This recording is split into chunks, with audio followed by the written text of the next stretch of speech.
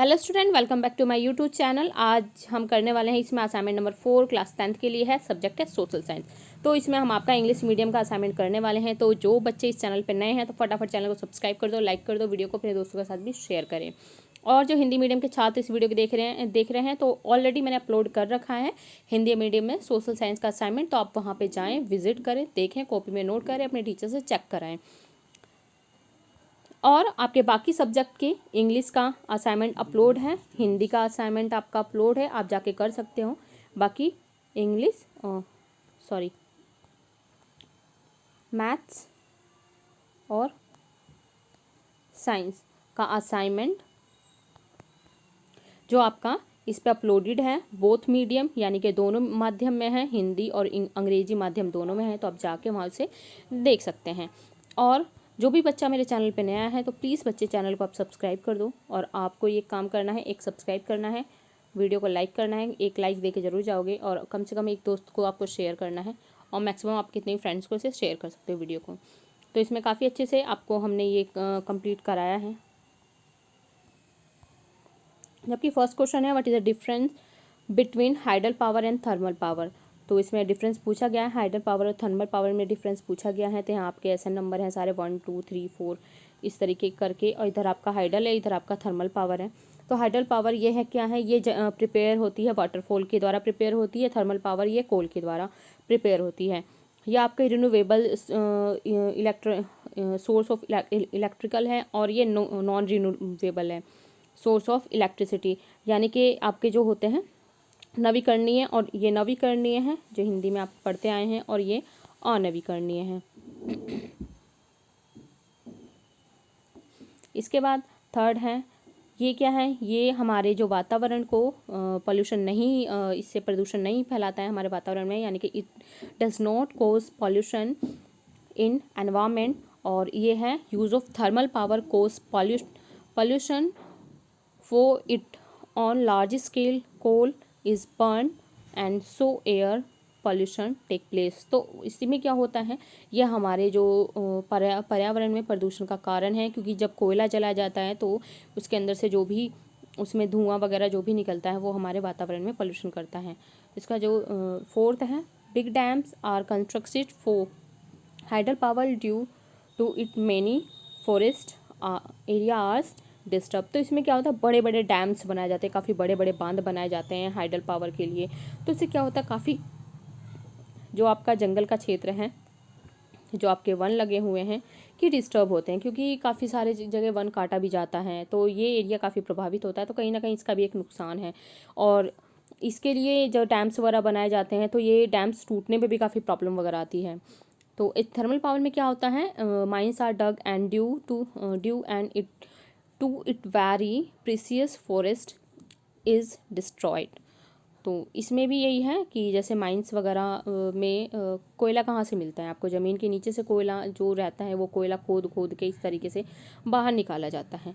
तो क्या होगा, कहीं ना कहीं माइंस गड्ढे वगैरह खोदे जाते हैं। तो अगर बाई चांस कहीं यहाँ पे अगर पेड़ वगैरह पहले से लगे हुए हैं तो सबसे पहले तो इन पेड़ों को ही काटा जाएगा, फिर यहाँ पे गड्ढे वगैरह खोदे जाएंगे। तो ये भी जो हमारे वातावरण को नुकसान पहुँचाता है। तो आपके 4 पॉइंट इसमें कंप्लीट होते हैं, आपको समझ में आएगा। हाइडल पावर किससे बनता है, आपका वाटरफॉल यानी कि हाइडल यानी कि वाटर से बनता है वाटरफॉल, और थर्मल पावर आपका कोल यानी कि कोयला से बनता है। ये आपके नवीकरणीय संसाधन हैं जिससे बिजली पैदा की जाती है। अनवीकरणीय संसाधन है, यानी कि इनको दोबारा हम नहीं बना सकते हैं, और ये इनसे हम इन दोबारा बना सकते हैं। ये हमारे एनवायरनमेंट में कोई भी पॉल्यूशन नहीं देता है, और ये हमारे एनवायरनमेंट में पॉल्यूशन देता है। और उसके बाद ये दोनों ही नेगेटिव पॉइंट है दोनों में, कि दोनों ही फॉरेस्ट को कहीं ना कहीं इफेक्ट पहुंचाते हैं। अब इसके बाद जो आपका अगला क्वेश्चन है, how digging cause bad effect on environment, what is its solution. इसका सोल्यूशन क्या है। तो इन इंडिया जो आपके मिनरल्स वगैरह हैं जो फॉरेस्ट वगैरह में पाए जाते हैं, तो अब इसमें सारे का सारा देख के आप नोट कर सकते हैं। 1981 से लेके अब तक जो पाए गए हैं इतने हेक्टर आपके फॉरेस्ट वगैरह जो काट दिए गए हैं, किसके लिए, जो खदानें वगैरह माइनिंग्स वगैरह खोदी जाती हैं उसके लिए। और जो local water use for the mining, जो माइनिंग के लिए जो पानी यूज़ किया जाता है, वॉशिंग मेटल्स वगैरह जो धातु निकलती हैं उसे धोया जाता है, तो पानी भी इसकी वजह से पॉल्यूशन होता है। तो इसका सॉल्यूशन जो देना है, आपको सॉल्यूशन दिया हुआ है। After digging mines the open space should be filled and provision should be there, it should be made as it was before. और उसके बाद है the upper layer of mines host renew action is essential on it plantation should be done, so renovation of soil will be done. तो जैसे upper layer mines की जो भी होती है बाद में उसमें पेड़ पौधे वगैरह लगाए जाएं ताकि जो उनकी अपर लेयर है वो बिल्कुल जो क्या होते हैं पौधे जो ज़मीन पौधे होते हैं जो मिट्टी को जकड़ के रखते हैं जिससे बारिश वगैरह कुछ भी आने पे वो मिट्टी का इरोजन नहीं होता है, तो यहाँ पे इसको बेनिफिट होता है. To maintain biomass in small small areas afforestation should be done. तो छोटे छोटे एरिया में जो है बायोमास लगाने चाहिए. और फोर्थ पॉइंट है in mining area small patches of grassland should be maintained which will check soil erosion. तो घास के मैदान लगाने चाहिए. घासें भी काफ़ी रोल प्ले करती हैं क्योंकि आपका ज़मीन का एरिया जो घासों की जड़ें होती हैं ज़मीन में रहती हैं तो वो मिट्टी के कटाव को जो अपर्दन से वो बचाती हैं. इसके बाद थर्ड क्वेश्चन है how did Hitler and Nazi party establish there dictatorship in Germany. तो इसके बाद आपका ये पूरा का पूरा क्वेश्चन आप इसे नोट कर लोगे. 1933 after getting power Hitler destroyed democracy and dictatorial government came to power. तो आपका पूरा का पूरा क्वेश्चन इसे नोट कर लोगे आप इसी तरीके से. देन इसके बाद जो आपका क्वेश्चन है क्वेश्चन नंबर 4 है, लास्ट क्वेश्चन है आज का. तो the United Nations Security Council gives special right to 5 countries. Why was this done? Do you think it is correct? Right was you think. तो आपको ये पूरा का पूरा यूनाइटेड नेशन के बारे में दिया गया है कि सही था नहीं सही था, तो आपके बारे में सोच के इसमें लिखना था. तो 3-4 लाइन आप इसे लिख सकते हो. टैक्सोन जो अब इसमें आपका एक इको से क्वेश्चन आए अर्थशास्त्र की बुक है यानी कि इकोनॉमिक्स की बुक से क्वेश्चन आया हुआ है. क्वेश्चन नंबर 5 है tax on income and tax on goods. Which of these two affects the rich the most and which affect the poor the most? Give reason for your answer. तो इसमें क्या है कौन सी चीज़ें हैं जो अमीर आदमी को इफ़ेक्ट करती हैं. 2 चीज़ें बतानी हैं और 2 ही बतानी है जो पुअर व्यक्ति को इफ़ेक्ट करती हैं. तो आपका सारा इसमें लिखा हुआ आप लिख सकते हैं. Income tax will affect the rich people and service class people more. तो जो इनकम टैक्स है वो अमीर आदमी को ज़्यादा इफ़ेक्ट करता है, लेकिन जो थोड़े वैसे गरीब पीपल हैं वो ज़्यादा कहाँ इफेक्ट होते हैं जो गुड्स पे यानी कि जो वस्तु पे टैक्स लगाया जाता है उससे जो गरीब आदमी इफेक्ट होता है. बिकॉज रिच पीपल पे tax because there income is more. इसमें क्या होता है जिनकी इनकम ज़्यादा है जो रिच अमीर आदमी जिनकी इनकम ज़्यादा है वो ज़्यादा टैक्स पे करेंगे. एंड पुअर जो पीपल हैं नीड नॉट टू पे दिस टैक्स. उनको ये टैक्स पे नहीं करना पड़ता है. The effect of income tax is more on rich people. तो इसका इफेक्ट अमीर आदमी पे ज़्यादा पड़ता है. जो आपका इनकम टैक्स अमीर आदमी पे ज़्यादा पड़ता है. जो गुड्स पे लगाने वाला जो टैक्स है वो गरीब व्यक्ति पे ज़्यादा पड़ेगा. Tax on goods affect the poor people because they on goods is paid by all people equally poor and rich both. तो इसमें बच्चों सिंपल बात आपको एक समझनी चाहिए. क्वेश्चन आपने जो क्वेश्चन को पढ़ा है तो क्वेश्चन में यही पूछा गया है कि इनकम टैक्स और टैक्स ऑन इनकम यानी कि जो आपके आय पे लगने वाला जो कर है और टैक्स ऑन गुड जो आपकी वस्तु पे लगने वाला कर है तो ये किस तरीके से इफ़ेक्ट करते हैं. तो आय पे लगने वाला कर ये जो आपके अमीर व्यक्ति हैं उनको ज़्यादा इफ़ेक्ट करेगा.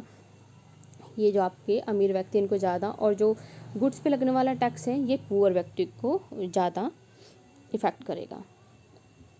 यही है आप देख सकते हो यहाँ पे क्योंकि दोनों इक्वली पे करते हैं. अमीर व्यक्ति भी चिप्स का 10 रुपये का पैकेट है तो अमीर व्यक्ति भी 10 रुपये पे करेगा, लेकिन एक गरीब व्यक्ति है वो भी 10 रुपये ही देगा. तो लेकिन गरीब व्यक्ति पे ज़्यादा इफेक्ट पड़ेगा 10 रुपये देने में, लेकिन अमीर व्यक्ति पे कोई इफेक्ट नहीं पड़ेगा. When tax is increase on goods their price are also increase. तो जब टैक्स इंक्रीज होता है तो उसके जो गुड्स पे लगने वाला वस्तु पे लगने वाला प्राइस भी इंक्रीज होता है. If the income is more it does not effect rich people but it will affect people more. तो इसमें वही है कि इनकम पे जो टैक्स लग रहा है और वो रिच जो अमीर व्यक्ति हैं उनको इफेक्ट करता है, बट जो पुअर पीपल हैं उनको ज़्यादा इफेक्ट करता है. क्लियर है. इनकम पे लगने वाला टैक्स है बच्चों वो मतलब जो रिच हैं उनको इफ़ेक्ट करेगा, लेकिन पुअर पीपल को इफ़ेक्ट नहीं करेगा क्योंकि उनकी कोई इनकी इनकम नहीं है, उन्हें टैक्स नहीं देना पड़ता। जैसे प्रेजेंट टाइम पे मैं आपको सबसे अच्छा एग्जांपल देती हूँ कि आपकी 1 ईयर यानी 1 साल की इनकम पूरी मिला के, 1 साल की इनकम जिसकी 5 लाख से ज़्यादा है, मैं आपको प्रेजेंट टाइम का बता रही हूँ, 1 साल की इनकम जिनकी 5 लाख से ज़्यादा है उनको टैक्स पे करना पड़ता है। तो यानी कि 5 लाख से ज़्यादा, जाहिर सी बात है वो अच्छे खासे उनकी अर्निंग है, अच्छी खासे फैमिली से बिलोंग करते हैं।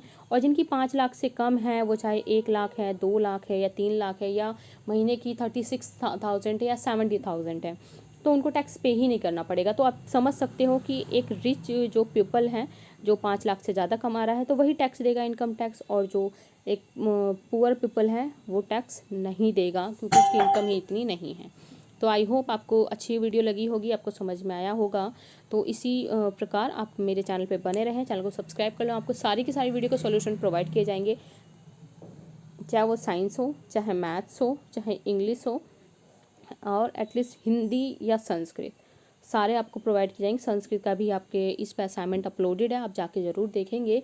और आपका सोशल साइंस, तो सारे इसी तरीके से समझा कर आपको असाइनमेंट कराए जाएंगे क्योंकि आपके लिए समझना ज़्यादा इंपॉर्टेंट है, लिखने से ज़्यादा आपको समझना जरूरी है। समझिए फिर इसे कॉपी में नोट करिए क्योंकि आपके बोर्ड एग्जाम जब होंगे, एग्ज़ाम भी 100% एग्ज़ाम होंगे और आपके पॉसिबिलिटी ये है कि अप्रैल में आपके एग्ज़ाम हो जाएंगे। तो ये बिल्कुल मत सोचिए आपके एग्ज़ाम नहीं होंगे क्योंकि आपकी प्री प्रैक्टिस एग्ज़ाम की। ओके, तो मिलते हैं नेक्स्ट वीडियो में। अगर आपको कोई भी इसकी क्वेरीज वगैरह चाहिए, जो इसके आपके सीजी बोर्ड के जो सैम्पल पेपर वगैरह हैं सब हमारे चैनल पर अपलोड करा दिए जाएंगे, तो विजिट करते रहें, देखते रहें, सारी की सारी सीजी बोर्ड की इन्फॉर्मेशन आपको मिलेगी और हो सके इसके नोट्स भी आपको प्रोवाइड कराए जाएंगे। तो मिलते हैं नेक्स्ट वीडियो में नेक्स्ट असाइनमेंट के साथ। तब तक गुड बाय, टेक केयर, और सब्सक्राइब करें, लाइक करें और अपने दोस्तों के साथ भी इसे शेयर करें। Okay, thank you so much.